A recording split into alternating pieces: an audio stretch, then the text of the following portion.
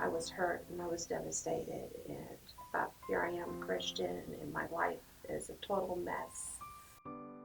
The pain that I had put our sons in, I didn't realize at that time what I was doing to them. They constantly heard mom and dad always argue and fighting.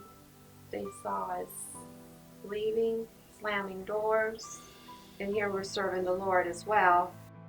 Even though we've accepted the Lord, Gregg and I were very headstrong. We're very stubborn people. I was trying to change him. He was refusing to want to be changed. He had his own agenda. I had my own agenda. So we were constantly battling each other, arguing and fighting.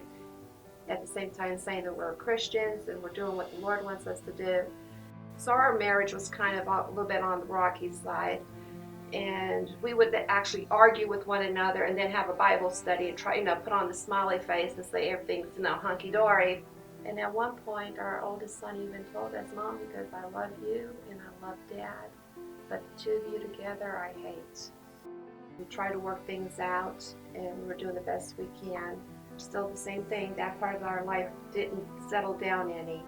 Gregg moved to Indy, and he had no intentions of spending his life with us anymore. He was basically wanting to be on his own. We had talked and we had decided to get a divorce, and that's when I started dating another woman.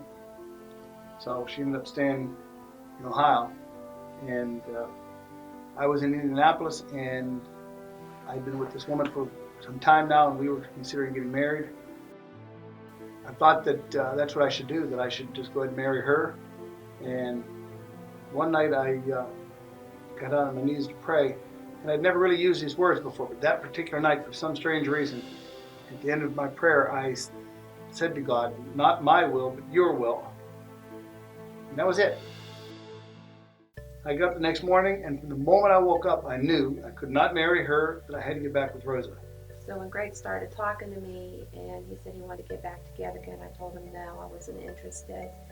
Then he went ahead and told me the story how he prayed and asked God for direction. He told me, well, God said I needed to come back to you. I listened and I told him, well, I don't love you anymore. And he said, I have enough love for the both of us for right now.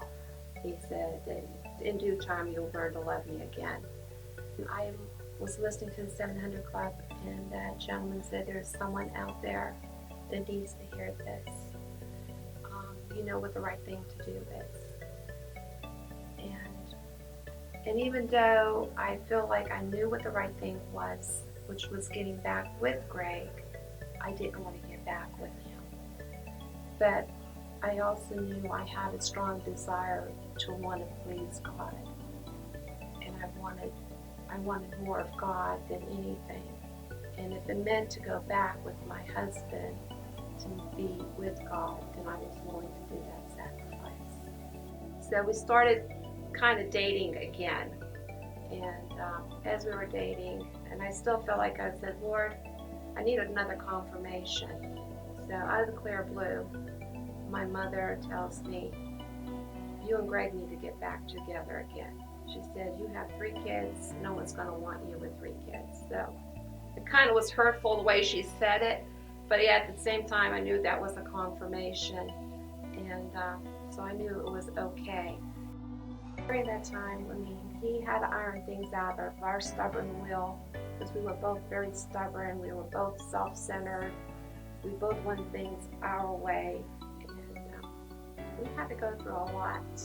I felt like, how could God even love someone like me because of everything that I have done?